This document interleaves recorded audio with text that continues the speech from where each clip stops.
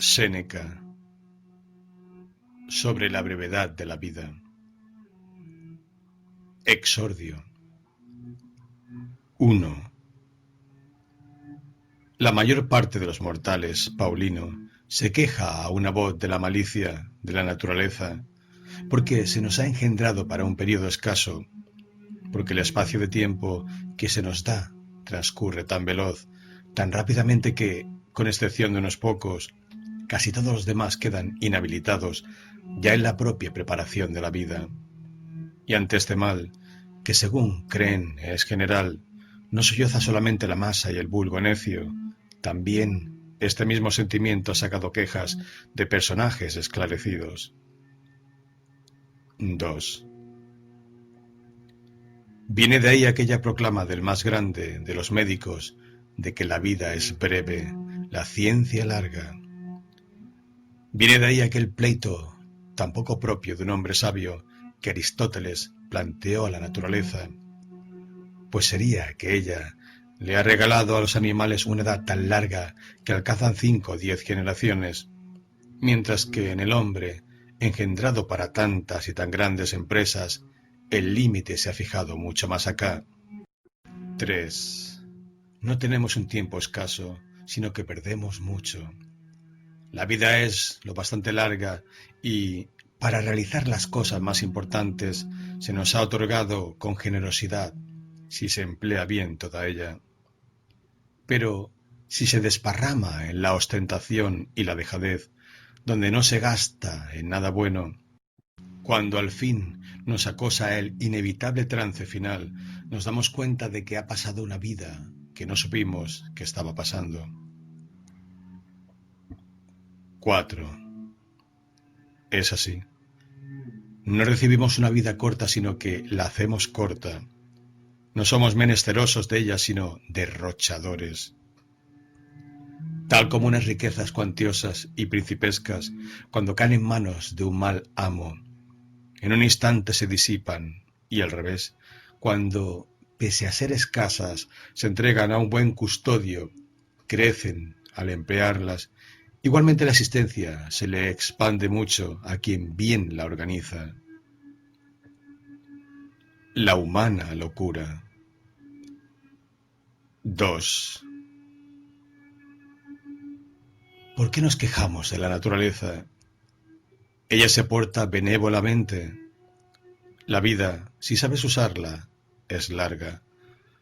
Pero al uno una avaricia insaciable, al otro una actividad ajetreada los mantienen en tareas superfluas. El uno se empapa de vino, el otro languidece en la holganza. A éste le fatiga una ambición siempre pendiente del sentir ajeno. A aquel una codicia desatada lo lleva con su afán de lucro por todas las tierras y todos los mares. A algunos los atormenta la afición a la guerra y están siempre empeñados en los riesgos ajenos y angustiados por los propios. Están los que por culpa de una frecuentación de sus superiores no correspondida se consumen en una servidumbre voluntaria. 2. A muchos los retiene el sentimiento de la suerte ajena o la queja de la propia. A los más, que no persiguen ningún fin claro y seguro, una frivolidad tornadiza, mudable y descontenta de sí misma, les lleva a cambiar continuamente de propósito. A algunos no les agrada ninguna orientación que puedan dar a sus vidas, y la hora fatal los encuentra mustios y dando bostezos, de manera que no cabe dudar de la verdad de aquello que, como un oráculo, dejó dicho el mayor de los poetas. De la vida es escasa la parte que vivimos, porque todo el espacio restante no es vida, es mero tiempo. 3. Les acosan y asedian vicios por todas partes, y no les dejan levantarse ni alzar los ojos a la contemplación de la verdad. Los empujan para hundirlos y sujetarlos en sus ansias. Nunca se les permite recurrir a sí mismo. Si alguna vez acaso les toca en suerte algún descanso, como en un mar profundo en el que incluso tras la ventolera sigue el balanceo, sobrenadan agitados y jamás para ellos hay descanso de sus ansias. 4. ¿Crees que estoy hablando de esos cuyos males son notorios? Mira a aquellos otros a cuya prosperidad se arriman todos, se ven ahogados por sus bienes. Para cuántos y cuántos las riquezas son pesadas. A cuántos les cuesta sangre su facundia y el afán diario de exhibir su talento. Cuántos están pálidos por sus voluptuosidades continuas. A cuántos no les deja nada de libertad la masa de clientes que los rodea. Repasa, en fin, la nómina de todos esos, de los más bajos a los más altos. Uno pide asesoramiento y otro lo presta. Aquel es sospechoso y el de más allá defiende. Aquel hace justicia pero ninguno se reivindica a sí mismo. Cada cual se consume para otro. Pregunta acerca de esos cuyos nombres se aprenden de memoria. Verás que se les distinguen por las siguientes señas. Este es del círculo de aquel, este otro de las de un tercero, ninguno del suyo propio. 5. La indignación de algunos es completamente demencial, además. Se quejan del desdén de los superiores porque cuando quieren verse con ellos no tienen tiempo. ¿Se atreve a quejarse de la arrogancia de otro alguien que nunca tiene tiempo para sí mismo? No obstante, aquel, a ti, seas tú quien seas, te mira con expresión insolente, es verdad, pero te mira alguna vez. Aquel rebaja sus oídos a tus palabras, aquel te deja ir a su lado. Tú no te has dignado mirarte nunca, no te has dignado escucharte. Así que no tienes por qué imponer tales obligaciones a nadie, puesto que ciertamente, cuando obrabas así, no querías estar con otro, sino que no podías estar contigo mismo. Echando cuentas. 3. Por más que todos los talentos que alguna vez brillaron estén de acuerdo en ello, nunca se asombrarán lo bastante de esta ceguera de la mente que muestran los hombres. No consienten que ninguno ocupe sus fincas. Si surge la menor disputa acerca del trazado de las lindes, recurren a pedradas y puñales. Dejan a otros adentrarse en sus vidas, mas todavía por su propia cuenta hacen que otros en adelante se adueñen de ella. No se halla nadie que quiera distribuir su dinero. La vida, en cambio, entre cuántos y cuántos la reparte cada cual. La gente es estricta en preservar el patrimonio. En cuanto llega la hora de perder tiempo, es muy derrochadora de aquello en lo que únicamente es honroso ser avaro. 2. Qué bien estaría emprenderla con uno del grupo de los viejos. Vemos que has llegado al término final de una vida humana. Alcanzas los 100 años o más allá. Ea, haz que tu vida eche las cuentas. De ese tiempo extrae cuánto se ha llevado el acreedor, cuánto la querida, cuánto el patrono, cuánto el cliente, cuánto el pleito con la esposa, cuánto el control de los esclavos, cuánto los desplazamientos por la ciudad para atender compromisos. Añade las enfermedades que artificialmente nos ocasionamos, añade lo que quedó tirado sin usar. Verás que tienes menos años de los que cuentas. 3. Repasa contigo mismo en tu memoria cuándo has estado seguro de tus planes, qué jornada entre tantas ha resultado como proyectabas, cuándo has estado a disposición de ti mismo, cuándo la expresión de tu cara ha sido la que debiera, cuándo el ánimo estuvo sin miedo, qué labor tienes acabada en tan largo periodo, cuántos y cuántos han despedazado tu vida sin darte tu cuenta de lo que perdías, cuánto te ha quitado el resentimiento vano, la alegría estúpida, el deseo ansioso, las relaciones lisonjeras, qué poco de lo tuyo se te ha dejado, comprenderás que vas a morir prematuramente. 4. Así que, ¿dónde está la razón de todo esto? Vivís como si fuerais a vivir siempre, nunca reparáis en vuestra fragilidad, no calculáis cuánto tiempo ha pasado ya para vosotros, como si sacarais del total y sobrante, lo perdéis. Cuando a las veces ese día precisamente que se le dedica a alguien o a algún negocio sea acaso el último, todo como mortales lo teméis, todo como inmortales lo anheláis. 5. Oirás a la mayoría decir: a partir de los 50 me retiraré a descansar, los 60 años me librarán de obligaciones. Pero ¿a quién tomarás que te avale una vida lo bastante larga? ¿Quién dará permiso para que eso salga como dispones? ¿No te da vergüenza reservar para ti los rebojos de tu vida y destinar para el bien espiritual solo ese tiempo que no se puede dedicar a ninguna cosa? Qué tarde es empezar a vivir justamente cuando hay que dejarlo. Qué olvido de nuestra mortalidad, tan estúpido, aplazar los planteamientos sensatos para los 50 o los 60 años y pretender empezar la vida en un momento al que pocos logran llegar. 3 ejemplos. 4. A los hombres más poderosos y encumbrados verás que se les escapan frases que revelan que desean el tiempo libre, lo alaban y lo prefieren a todos sus bienes. Ansían, entre tanto, si pudieran hacerlo sin riesgo, bajar de su cumbre, pues aunque desde fuera nada les amenace ni golpee, sobre sí misma su fortuna, ella sola se derrumba. Augusto. 2.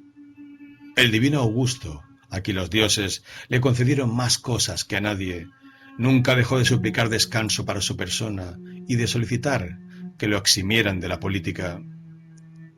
Toda su conversación desembocaba en eso de esperar su jubilación. Distraía sus fatigas con este consuelo, aunque engañoso, dulce al menos, de un día llegar a vivir para provecho propio.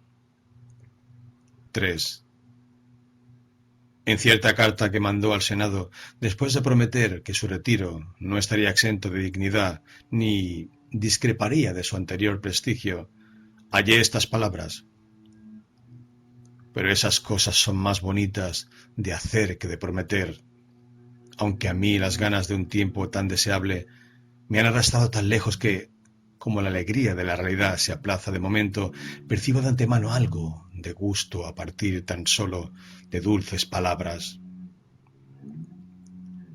4. El tiempo libre le pareció una cosa tan grande que la tomó de antemano con la imaginación, ya que en la práctica no podía. El que veía que todos los asuntos dependían de él solo, el que asignaba su suerte a hombres y naciones, imaginaba con la mayor alegría el día en que se despojara de su grandeza. 5. Había comprobado cuánto sudor le costaban aquellos bienes que resplandecían por todas las tierras, cuántas preocupaciones secretas tapaban. Obligado a lidiar con las armas contra conciudadanos primero, después contra colegas, finalmente contra parientes, derramó sangre en mar y tierra. Viajaron en torno a través de Macedonia, Sicilia, Egipto, Siria y Asia, y casi todos los territorios. Dirigió contra enemigos exteriores unos ejércitos ya cansados de matar romanos, mientras pacifica a los Alpes y sojuzga enemigos presentes en medio de un imperio pacificado, mientras desplaza las fronteras más allá del Rin y del Éufrates y del Danubio. En la propia Roma, las espadas de Murena, Cepión, Lépido, Ignacio y otros contra él se afilaban. 6.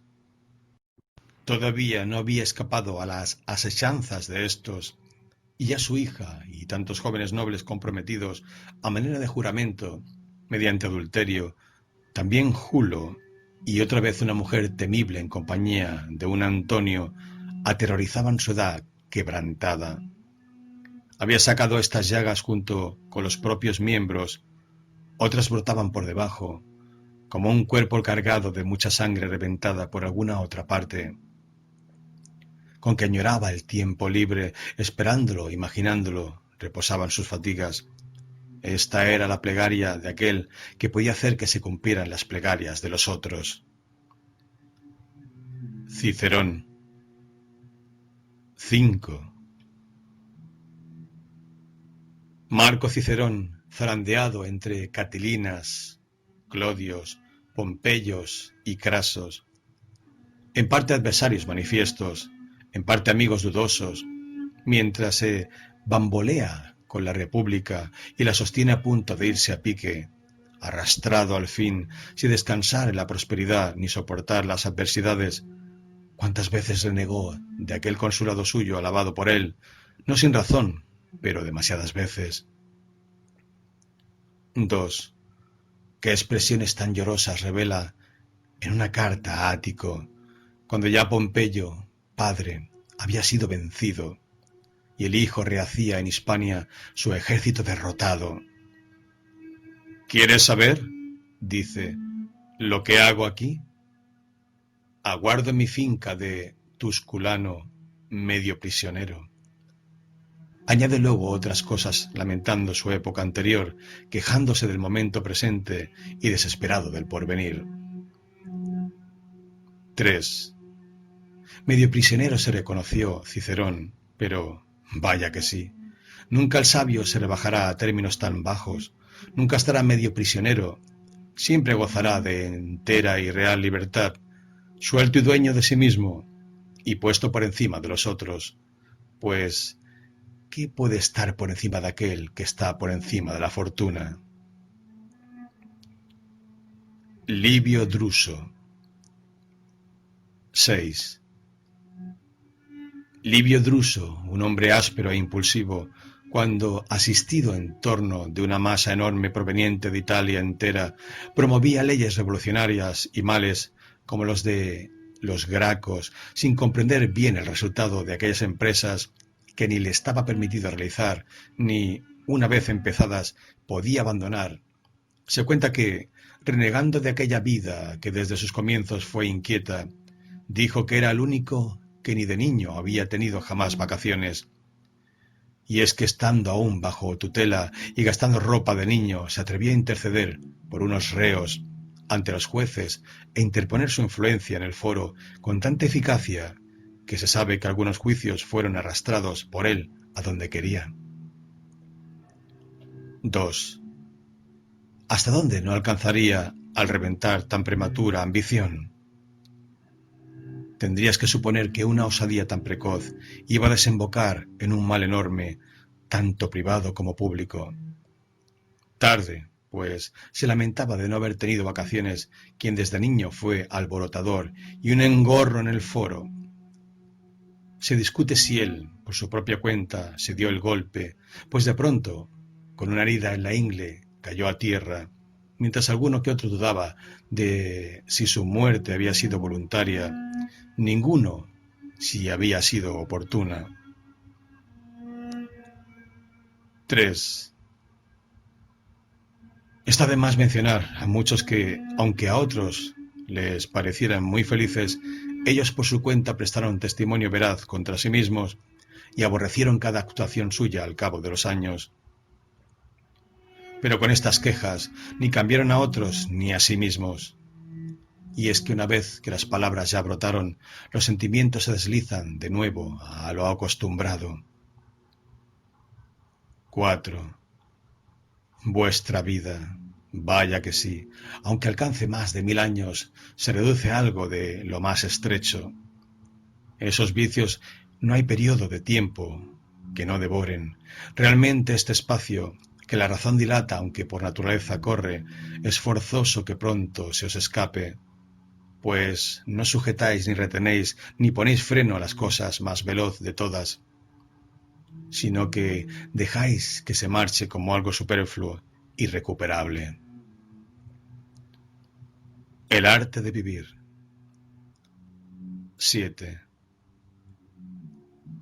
En primer lugar, sin embargo, pongo en la lista a aquellos que no tienen tiempo para ninguna cosa que no sea el vino y la lascivia, pues no hay nadie que se emplee en nada más vergonzoso. Los otros, pese a que se dejan dominar por una vana imagen de honra, yerran sin embargo con lucimiento.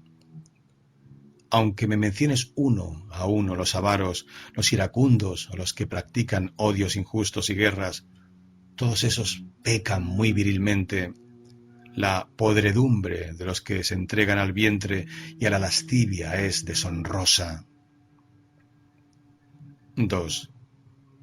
Pasa revista a todos los momentos de esos. Mira cuánto tiempo están haciendo cálculos, cuánto están acechando, cuánto temiendo, cuánto haciendo visitas, cuánto recibiéndolas, cuánto tiempo les ocupan las citaciones propias y las ajenas, cuánto los banquetes, que como tales son ya obligaciones. Verás que no los dejan respirar, ni sus asuntos malos, ni tampoco los buenos. 3. En fin, todos están de acuerdo en que ninguna cosa se puede practicar por parte de un hombre ocupado, ni la elocuencia, ni los saberes liberales, ya que un espíritu agobiado no asimila nada con profundidad, sino que lo rechaza todo como impuesto. Nada concierne menos al hombre ajetreado que el vivir. En ningún otro asunto es el conocimiento más difícil. Los que profesan otras disciplinas son muchos y del montón. Incluso en algunas de ellas hay niños que parecen aprenderlas de manera que hasta podrían enseñarlas. A vivir hay que estar aprendiendo toda la vida y algo que te va a extrañar más. Toda la vida hay que estar aprendiendo a morir. 4. Tantos hombres grandes, abandonando toda impedimenta, después de haber renunciado a riquezas, cargos, placeres, practicaron hasta el final de sus días eso tan solo de saber vivir. Sin embargo, la mayoría de ellos salió de la vida admitiendo no saberlo todavía. Así que mucho menos habrían de saber vivir esos otros hombres corrientes. 5. Créeme, es propio de un personaje grande y levantado por encima de los extravíos humanos no consentir en que le sobran ni una pizca de su tiempo, y su vida se hace larguísima justamente porque toda su abierta extensión queda disponible para él solo. Nada, por eso quedó tirado sin cultivar ni elaborar. Nada dependió de otro, pues no halló nada que mereciera tomarse a cambio de su propio tiempo, un hombre que era su depositario más ahorrativo. De esta manera tuvo bastante. En cambio, es forzoso que queden escasos aquellos de cuyas vidas la gente toma mucho. 6. Y no tienes por qué deducir de esto que alguna vez no vean sus pérdidas. A los más de esos que se ven grabados por una gran prosperidad, en medio de catervas de clientes o en trámites de pleitos y otras honrosas miserias, exclamar en ocasiones: «No se me permite vivir». 7. ¿Cómo que no se te permite? Todos esos que te llaman como asesor legal te despojan de tu propia persona. Aquel encausado, ¿cuántos días se llevó? ¿Cuántos aquel candidato? ¿Cuántos aquella vieja cansada de enterrar herederos? ¿Cuántos aquel que para incomodar la avaricia de los cazatestamentos se finge enfermo? ¿Cuántos aquel amigo más influyente de la cuenta que no os tiene para ser amigos sino para exhibiros en su comitiva? Revisa y calcula, repito, los días de tu vida. Verás que entre las manos te quedan bastante pocos y desechables. 8. El que logró los fastes ansiados quiere al punto dejarlos y anda diciendo: ¿cuándo pasará el año? Otro organiza unos juegos que él consideró en mucho que le tocaran suerte darlos. ¿Cuándo? Dice, ¿escaparé de esta historia? Otro, como abogado defensor, se desbarata por todo el foro y lo llena todo con tan gran concurrencia que no alcanza a que le oiga toda ella. ¿Cuándo, dice, se aplazarán estos asuntos? Cada cual acelera su vida y padece añoranzas del futuro y hastío del presente. 9. En cambio, aquel otro, que no hay momento que no aproveche para sus propias cosas, que organiza cada jornada como si fuera la última, ni anhela al mañana, ni de él recela. Pues, ¿qué nuevo deleite queda que pueda aportártelo en ninguna hora? Todo ya se conoce, todo ya se ha experimentado hasta la saciedad. Del resto, que la pura suerte disponga como quiera. La vida está ya en seguro. A ella se le puede añadir, no sustraer nada, y añadirle será como poner algo más de comida al harto y lleno. Toma lo que ya no desea. 10. No tienes por qué pensar en razón de sus canas y arrugas que alguien ha vivido mucho tiempo. Ese no ha vivido mucho, sino que ha estado ahí mucho tiempo. ¿Qué pasaría si pensaras que ha navegado mucho uno al que una tempestad muy dura al salir del puerto lo arrastró de acá y para allá, y con los tumbos de unos vientos que arremeten por puntos opuestos lo mueven círculos dentro del mismo espacio? Ese no navegó mucho, sino que lo han zarandeado mucho. El desprecio del bien más preciado. 8. Suelo extrañarme cuando veo a los unos pedir tiempo y a los otros, los solicitados, dispuestos a dárselo. Unos y otros atienden a aquello por lo que se pide el tiempo, ninguno al tiempo en sí. Se pide como si no fuera nada, como si no fuera nada se da. Se juega con el bien más valioso de todos, pero los engaña el que sea un bien incorpóreo, el que no esté a la vista, de manera que se considera muy barato, más todavía que su precio es casi nada. 2. Las pensiones, los subsidios, la gente las recibe con mucho cariño y en ellos invierte su esfuerzo, su trabajo, su empeño. Nadie aprecia el tiempo, se le maneja con soltura, como si fuera gratuito. Ahora bien, esos mismos, mira cómo, cuando enferman, si hay de verdad peligro de muerte, se postran suplicantes ante los médicos, como si temen la pena de muerte. Están dispuestos a gastar todo lo que tienen con tal de seguir vivos. Tan grande es en ellos la disparidad de sus sentimientos. 3. Y es que si, tal como el de los pasados, se le pudiera poner delante a cada cual el número de sus años futuros, ¿cómo temblarían al ver que les quedaban pocos? ¿Cómo mirarían por ellos? Como que es fácil administrar lo positivo, aunque sea escaso, hay que guardar con mayor cuidado aquello que no sabes cuándo habrá de faltarte. 4. Y no tienes por qué pensar, sin embargo, que ellos desconozcan lo mucho que vale esa cosa. Suelen decir a los que quieren muchísimo que están dispuestos a darles una parte de sus años. Se los dan sin darse cuenta, y se los dan además de manera que se los restan a sí mismos sin añadírselos a los otros. Pero no se dan cuenta precisamente de que se los restan. Por eso soportan ellos esa pérdida derivada de una resta inadvertida. 5. Nadie te restituirá esos años, nadie de nuevo te devolverá tu propia persona. Irá por donde antes solía la vida, sin echar atrás o retener su carrera. No armará jaleo ninguno, no te dará aviso ninguno de su velocidad. Se deslizará callada. Ella no llegará más lejos por mandato de rey, ni por aprobación del pueblo. Tal como la dejaron salir el primer día, habrá de correr. Nunca hará etapa, nunca se entretendrá. ¿Qué pasará? Tú estás atareado, la vida se apresura. Llegará ante tanto la muerte, para la cual, lo quieras o no, habrás de tener tiempo de sobra. Vivir el presente. 9.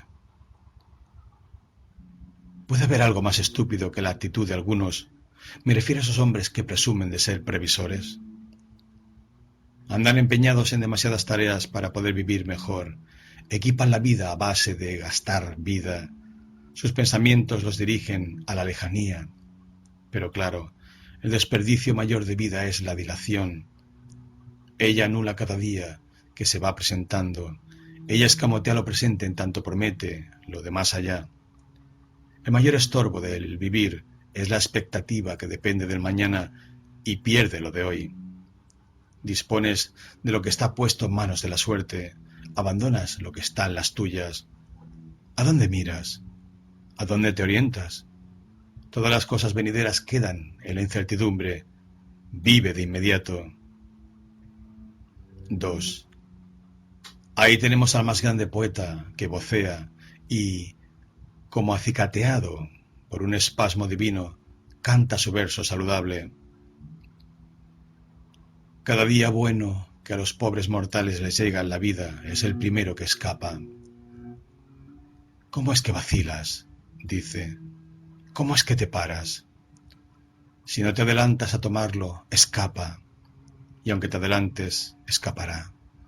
De modo que hay que combatir contra la celeridad del tiempo mediante la rapidez en hacer uso de él, y, como de torrente raudo y que no va a correr siempre, hay que absorber rápido.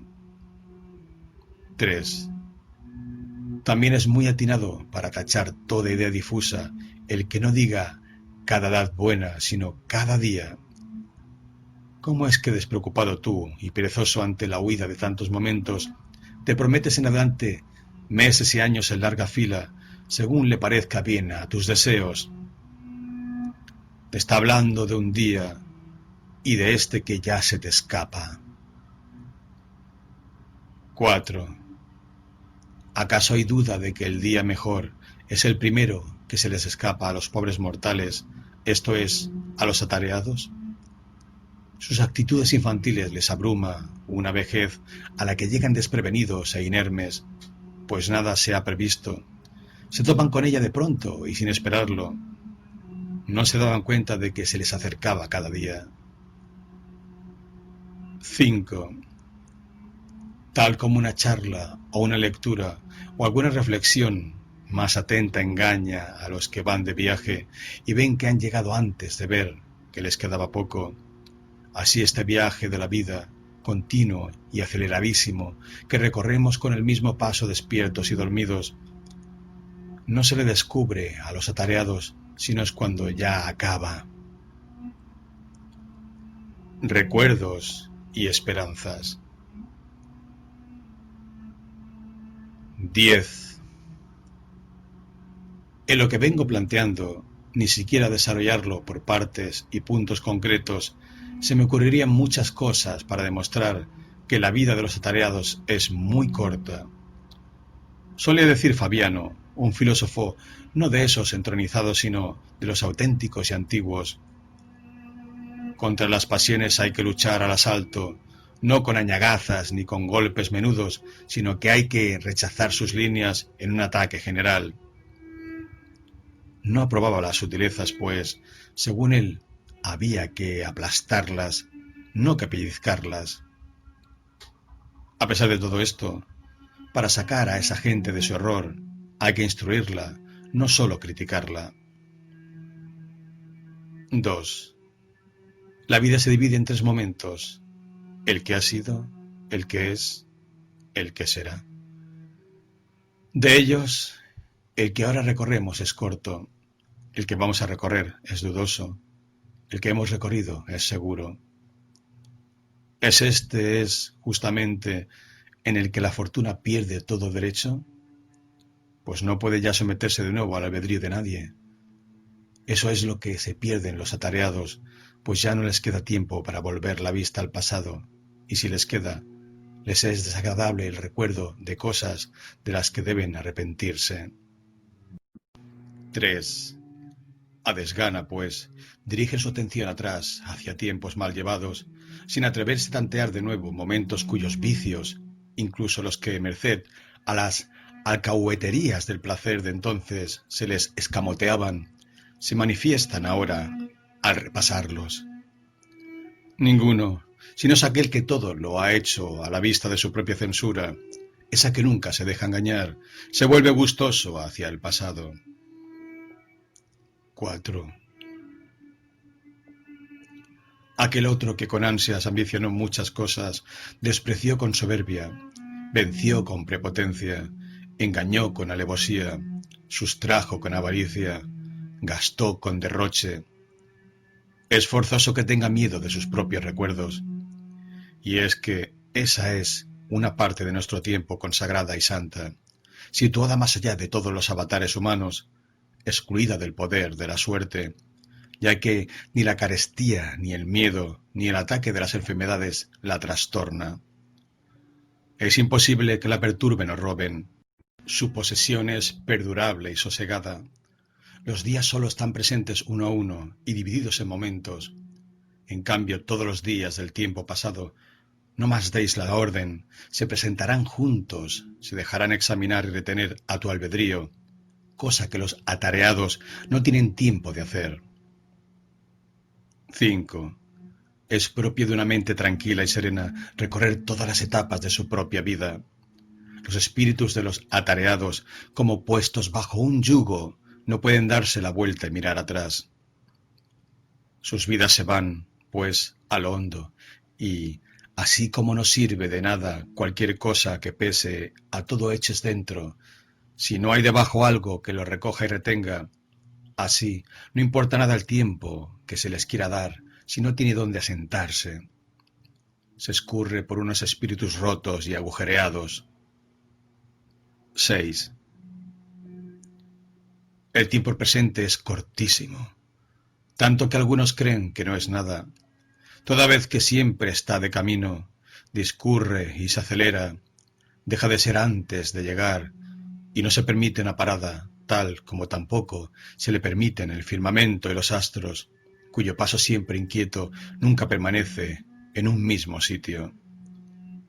De manera que a los atareados sólo les corresponde el tiempo presente, que es tan corto como no se puede agarrar, y ese mismo tiempo, puesto que están distraídos en tantas cosas, se les escamotea. Al encuentro de la muerte. 11. En fin, ¿quieres saber hasta qué punto viven poco tiempo? Mira cuánto anhelan vivir largo tiempo. Ancianos decrépitos mendigan en sus oraciones el añadido de unos pocos años más. Simulan ser de menor edad de la que son. Se halagan a sí mismos con mentiras y se engañan tan a gusto como si a la vez le dieran el pego al destino. Ahora bien, cuando algún achaque les recuerda su mortalidad, mueren despavoridos, no como si salieran de la vida, sino como si los arrastraran de ella. Repiten a voces que han sido tontos por no haber vivido y que, si acaso escapan de aquella enfermedad, habrán de vivir en holganza. Piensan entonces cómo se han procurado tan en vano bienes de los que no gozarán, cómo ha resultado para nada todo su esfuerzo. 2.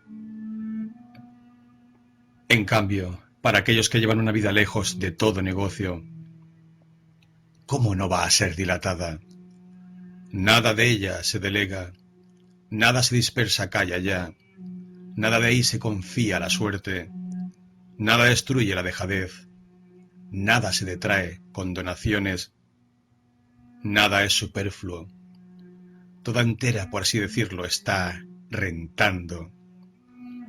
Por poquita que sea, abastece con suficiencia, y por eso, cuando la sazón llegue el último día, el sabio no dudará en ir al encuentro de la muerte con paso decidido. Ocupados y desocupados. 12. ¿Quieres saber acaso a quiénes llamo atareados?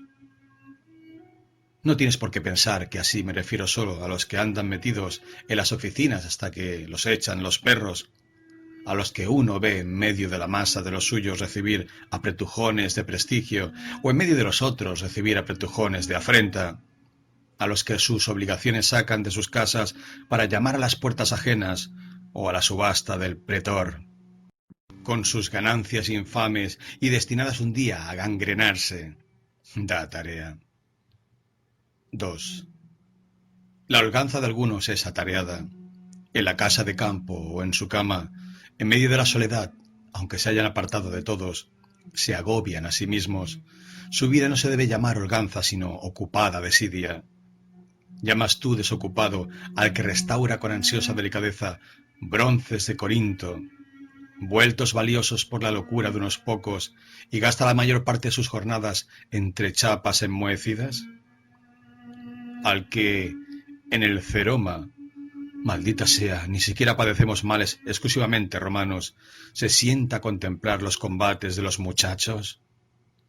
Al que distribuye por parejas, según edades y colores de su rebaño de pringosos. Al que ceba a los atletas más de moda. 3. ¿Cómo? ¿Llamas desocupados a los que pasan muchas horas en la barbería mientras le cortan lo poco que la noche antes le haya crecido el pelo, mientras se delibera sobre cada uno de sus cabellos, mientras la melena, si está caída, se le hace regresar a su sitio, o si es escasa, se le echa de acá y allá a la fuerza sobre la frente? ¿De qué manera se enfadan si el barbero, como debe hacer cuando pela a un varón, fue un poco descuidado? ¿Cómo se ponen pálidos si se corta algo de sus crines, si algo queda fuera de su sitio, si no acaba todo con los rizos debidos? ¿Quién hay de esos que no prefiera que la república se trastorne antes que su melena, que no ande más preocupado por la elegancia de su cabeza que por su vida, que no prefiere lucir mejor peinado que dignidad? ¿Llamas tú desocupados a esos que andan siempre atareados entre el peine y el espejo? 4. ¿Qué me dices de aquellos que se afanan en componer, escuchar, aprender canciones, mientras retuercen en giros de modulación absurda la voz, cuya misión correcta la naturaleza ha hecho que sea la mejor y más sencilla? ¿De aquellos cuyos dedos resuenan continuamente por estar midiendo algún verso para sus adentros? ¿De aquellos que, cuando comparecen para asuntos serios y a menudo hasta tristes, dejan oír una melodía en voz baja? Esos no tienen a disposición ocio, sino negocio absurdo. 5. Sus banquetes, desde luego que no.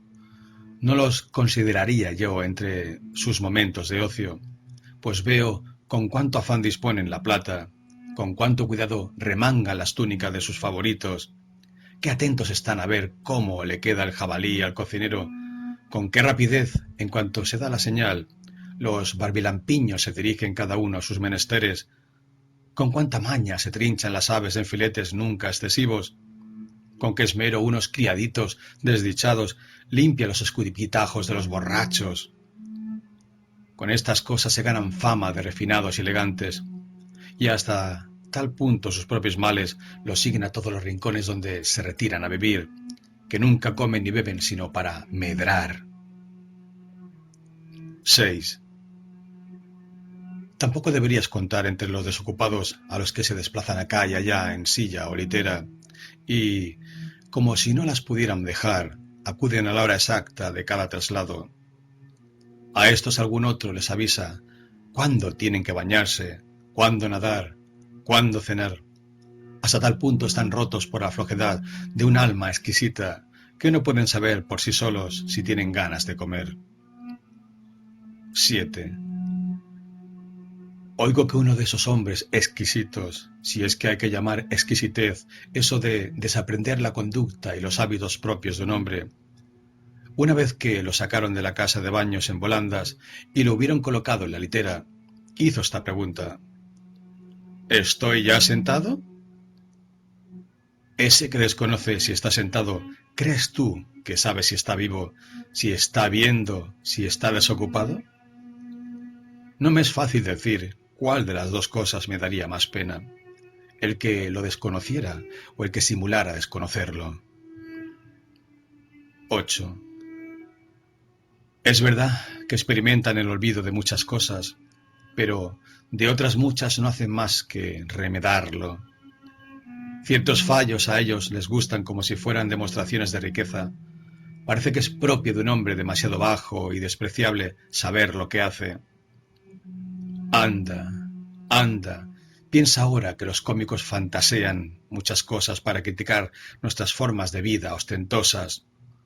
Pasan por alto, desde luego, más cosas de las que inventan y la provisión de vicios sorprendentes. En una época que solo en esto es creativa, ha subido tanto que ya podemos acusar a los cómicos de perezosos. Que haya alguien que con estas exquisiteces ande tan perdido que confíe a otro el saber si está o no sentado. 9. Con que ese tal no es un desocupado, dale otro nombre. Es un enfermo, más todavía, un muerto. Es un desocupado aquel que de su desocupación tiene también conciencia. Pero ese medio muerto, que para comprender las posturas de su cuerpo necesita un informante, ¿cómo puede ser dueño de tiempo alguno? El ocio de los hombres de letras. 13. Es largo repasar los casos particulares de aquellos cuyas vidas consumen o el ajedrez, o la pelota, o el afán de broncearse al sol.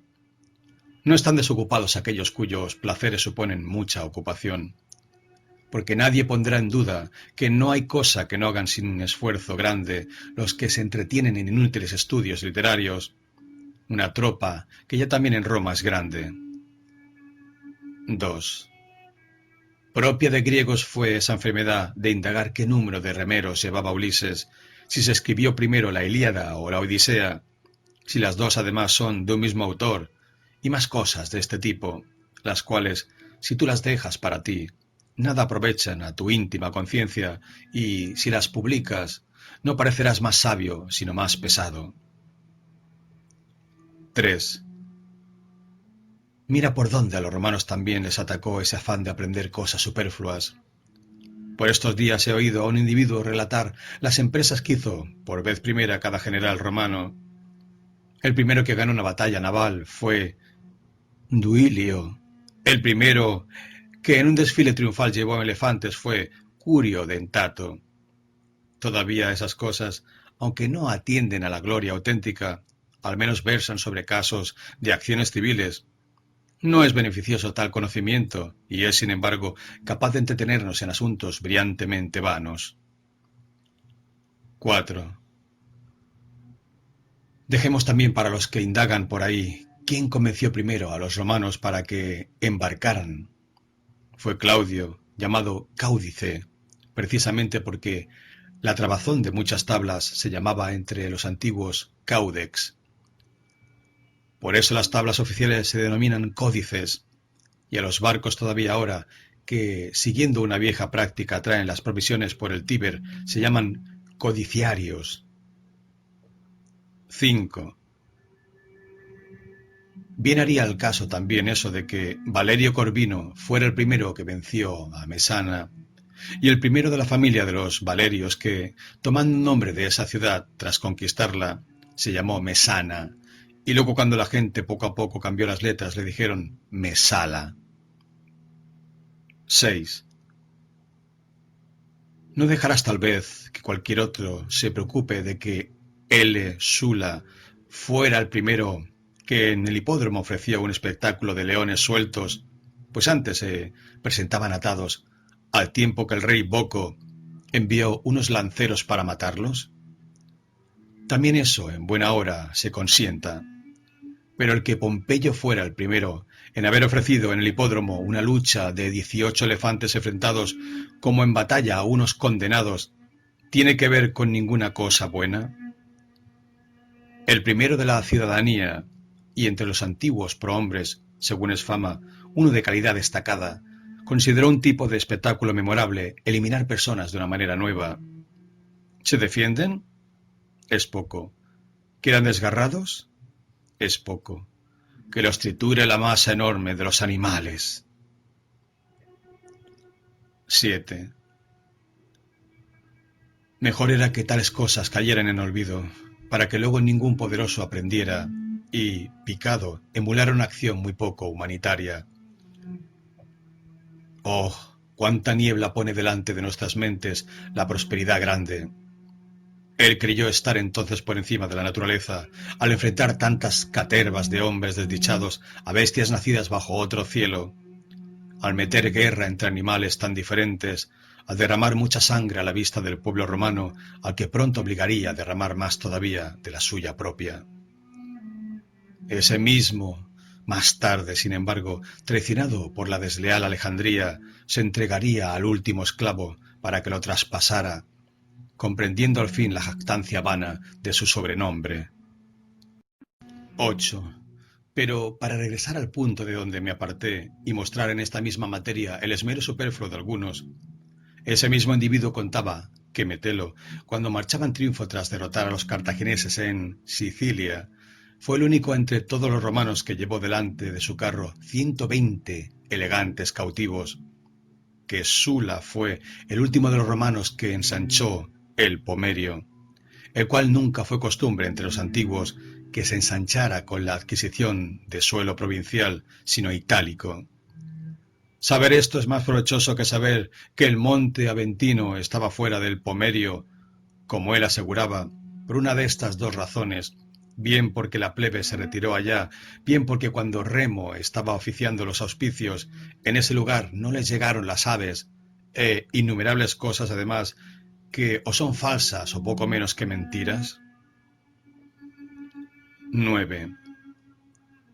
Porque, aunque uno admita que ellos dicen todas esas cosas de buena fe, aunque escriban para ilustrar, ¿a quién rebajarán sus errores tales cosas, sin embargo? ¿A quién le reprimirán sus deseos? ¿A quién harán más valiente, más justo, más generoso? Nuestro amigo Fabiano decía dudar a veces si no sería mejor no arrimarse a ningún estudio antes que enredarse en ellos.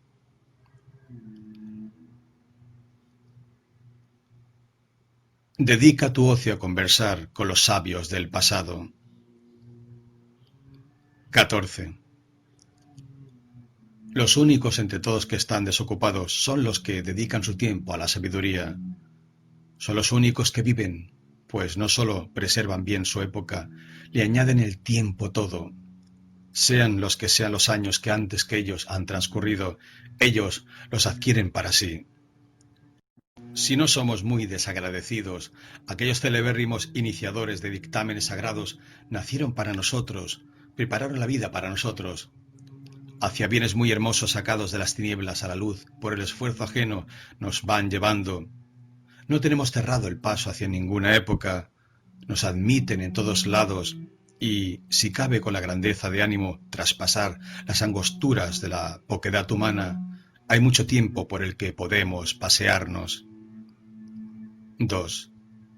Es posible discutir con Sócrates, dudar con Carnéades, serenarnos con Epicuro, superar la naturaleza humana con los estoicos, salir fuera de ella con los cínicos, puesto que la naturaleza admite que lleguemos a ser copropietarios de todas las épocas. ¿Por qué desde este tramo escaso y perecedero de tiempo no nos entregamos de todo corazón a esas realidades que son inmensas, que son eternas, que compartimos con los mejores? 3. Esos que corren en medio de sus compromisos, que se desasosiegan a ellos mismos y a los demás, cuando ya están bien locos, cuando día a día hayan recorrido los umbrales de todo sin pasar de largo ante ninguna puerta abierta, cuando hayan llevado en torno su interesado saludo por las casas más alejadas, ¿a cuántos en concreto podrán ver en una ciudad tan enorme y desgarrada entre intereses tan diversos? 4. ¿Cuántos por tener sueño, o por regalones, o por desconsiderados, los despacharán sin más? ¿Cuántos después de haberlos torturado largo rato pasarán de largo ante ellos pretextando tener prisa? ¿Cuántos evitarán asomar por el atrio atestado de clientes y escaparán por los oscuros pasillos de sus mansiones como si no fuera más inhumano engañar que no tener en cuenta? ¿Cuántos medio dormidos por el desenfreno de la víspera y enfadados con aquellos pobres que han roto su propio sueño para aguardar a que otro despierte, repiten, entre bostezos más que desdeñosos, con los labios apenas entreabiertos, el nombre que le han apuntado 1000 veces? 5. De ahí vino también el delirio de esos poetas que alimentan con sus fábulas los errores de los hombres, pues según ellos, Júpiter, lisonjeando las delicias de la cohabitación, hizo que una noche durara el doble. ¿Qué otra cosa es sino inflamar nuestros vicios, eso de poner a los dioses en la lista de sus promotores y dar a nuestros padecimientos licencia excusada con el ejemplo divino? ¿Pueden a esos no parecerles cortísimas unas noches que compran tan caras? Pierden el día guardando la noche y la noche temiendo el alba. La frustración del poderoso. 17. Hasta sus placeres son asustadizos y se ven alterados por diversos terrores. Cuando andan más alegres, se les viene este pensamiento angustioso: ¿cuánto tiempo durará esto? Por causa de este sentimiento, los reyes protestan de su propio poderío, y no les complace su inmensa suerte, sino que el final, que alguna vez llegará, les espanta. 2. Cuando por los grandes espacios de las llanuras extendía su ejército, sin alcanzar a abarcar su número, sino tan solo sus dimensiones, aquel rey de Persia, tan insolente, derramó lágrimas porque dentro de 100 años no quedaría ninguno de tantos jóvenes. Pero precisamente ese que los lloraba iba a acelerar su destino y se disponía a perder a unos en el mar, a otros en tierra, a otros en la batalla, a otros en la retirada, y en poco espacio de tiempo iba a gastar aquellos por los que sentía temor para dentro de 100 años. 3.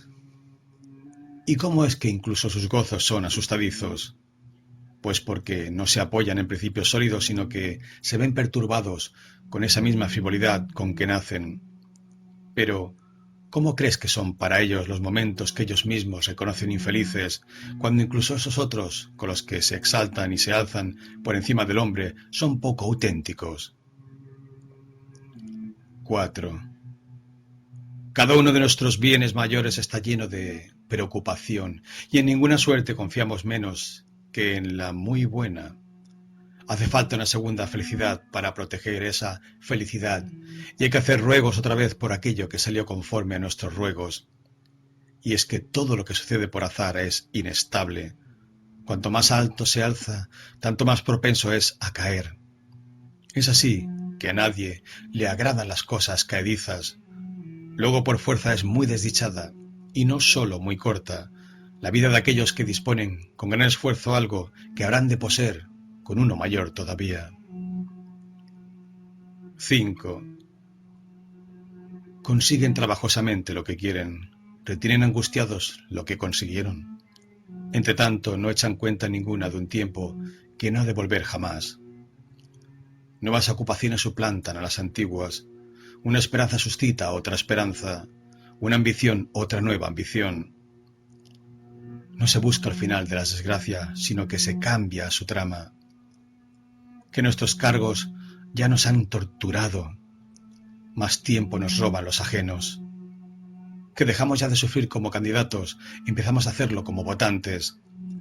Que nos quitamos de encima el fastidio de presentar acusaciones, nos empeñamos en participar en juicios. Que uno dejó de ser jurado, es presidente. Que envejeció administrando a sueldo bienes ajenos, ahora está acogido por sus propios caudales. 6.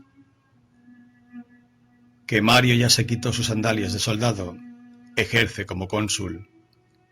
Quincio se da prisas en pasar la dictadura. Lo llaman y apartan del arado. Marchará contra los cartagineses, un Escipión, aún no maduro para tan gran empresa.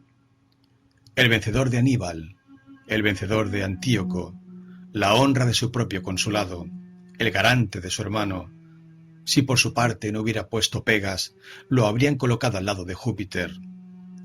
Revueltas civiles sacudirían al Salvador, y después de rechazar de joven unos honores poco menos que divinos, ya de viejo se dará el gusto de obstinarse en un destierro pretencioso. Nunca faltarán razones felices o desgraciadas de preocupación. La vida se va sacando en medio de ocupaciones. La desocupación nunca se llevará a cabo, siempre se echará de menos. Incomodidades y riesgos de un cargo. 18. Con que záfate del vulgo, queridísimo Paulino, y sin dejarte zarandear el espacio entero de la vida, retírate por fin a puerto más tranquilo. Piensa cuántas olas has afrontado, cuántas tempestades, en parte tuyas privadas, has sufrido o en parte públicas te has echado encima. Ya se ha revelado lo suficiente mediante pruebas esforzadas y penosas tu valía. Mira a ver qué puede hacer en el ocio. La mayor parte de tus años, desde luego la mejor, se le ha entregado a la República. Algo de tu tiempo propio, tómalo también para ti. 2. Y no te estoy invitando a un descanso desidioso e inactivo, ni a que hundas en el sueño y los placeres preferidos de la multitud todo ese carácter vitalista tuyo. No es tal cosa descansar. Hallarás tareas mayores que todas las que hasta ahora has cumplido bravamente para ir ejerciéndolas, retirado y tranquilo. 3. Tú, es verdad, administras las cuentas del mundo entero tan fielmente como las ajenas, tan esmeradamente como las tuyas, tan escrupulosamente como las públicas. Logras simpatías en unas funciones en las que evitar el odio es difícil, pero sin embargo, créeme, es mejor saber las cuentas de la propia vida que las del trigo público. 4. Ese vigor de tu ánimo, muy capaz de las mayores cosas, apártalo de tu servicio honroso ciertamente, pero poco adecuado para una vida dichosa, y piensa que desde tu edad primera no has andado metido en el estudio de todas las disciplinas propias de un hombre libre, para que buenamente se te encomiende los muchos millares de medidas de trigo. Algo más grande y elevado se esperaba de ti. No faltarán hombres de cabal honradez y laboriosidad incansable, tan buenos para llevar carga. Son los lentos mulos como los nobles caballos, pero ¿quién abruma alguna vez con pesados sacos los sueltos andares de un caballo de raza? 5. Piensa además cuánta preocupación supone enfrentarte a mole tan grande. Tu negocio tiene que ver con el vientre humano. El pueblo hambriento no sufre el reparto calculado, no se aplaca con la asignación justa, ni se doblega por ruego ninguno. Hace poco tiempo, en los días recientes en que G. César pereció sobrellevando muy mal, si es que alguna vez conciencia les queda a los de abajo, justamente eso de que veía que mientras el pueblo romano le sobrevivía, le quedaban alimentos para 7 o a lo más 8 días, mientras él arma puentes de naves y juega con los recursos del imperio, se les presentaba el último de sus males también a los sitiados, la falta de alimentos. Casi vino a parar en desastre y hambruna, y en el hundimiento de todo que sigue a la hambruna, la imitación de un rey loco y extranjero y fatalmente orgulloso. 6. ¿Qué ánimo tuvieron entonces los que tenían a su cargo el suministro público de trigo, listos para recibir golpes de piedras, de espadas, de fuegos, de gallo? Con gran disimulo ocultaban un mal que solo en sus entrañas se escondía, sin duda con razón, pues ciertos males hay que curarlos sin que se enteren los enfermos. Ha sido causa de muerte para muchos el conocer su propia enfermedad. Invitación a un ocio digno. 19. Retírate a estas tareas más tranquilas, más seguras, más importantes. ¿Crees tú que, si procuras que el trigo, sin engaño o descuido de los transportistas, pese a los graneros en buen estado, que no se vicie y recueza, por coger humedad, que responda al peso y la medida, es lo mismo que si te arrimas a estas tareas sagradas y sublimes, dispuesto a saber cuál es la sustancia de Dios, su voluntad, su condición, su forma, qué destino espera tu alma, dónde nos coloca la naturaleza tras la salida del cuerpo, qué es lo que sostiene en el centro cada uno de los cuerpos más pesados del mundo y mantiene arriba, colgados los ligeros, lleva a lo alto el fuego, mueve las estrellas según sus ciclos y todas las demás cosas llenas de inmensas maravillas. 2. ¿Quieres tú dejar el suelo y mirar con la mente esas cosas? Ahora, cuando la sangre está caliente, tienen los animosos que dirigirse a mejores cosas. En esta clase de vida te aguardan muchas habilidades nobles, el amor y la práctica de las virtudes, el olvido de los deseos, la ciencia de vivir y morir, un hondo descanso de todo. 3.